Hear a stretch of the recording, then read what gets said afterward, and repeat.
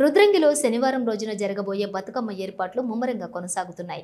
రుద్రంగి మండల కేంద్రంలోని బతుకమ్మ పండుగ సందర్భంగా బతుకమ్మ కుంట వద్ద లైటింగ్, డీజే ఏర్పాటు చేసి అక్కడ ఉన్న పిచ్చి మొక్కలను తొలగించి చెరువును సుందరీకరణ చేస్తున్నారు.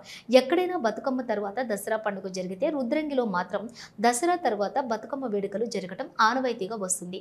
బతుకమ్మ వేడుకలకు వచ్చే మహిళలను, గ్రామ ప్రజలను దృష్టిలో పెట్టుకుని చెరువుల వద్ద అన్ని ఏర్పాట్లు చేసినట్లు అధికారులు తెలిపారు. బతుకమ్మ వేడుకలు సజావుగా సాగేందుకు గ్రామ ప్రజలు, యువత, మహిళలు సహకరించాలని అధికారులు కోరారు.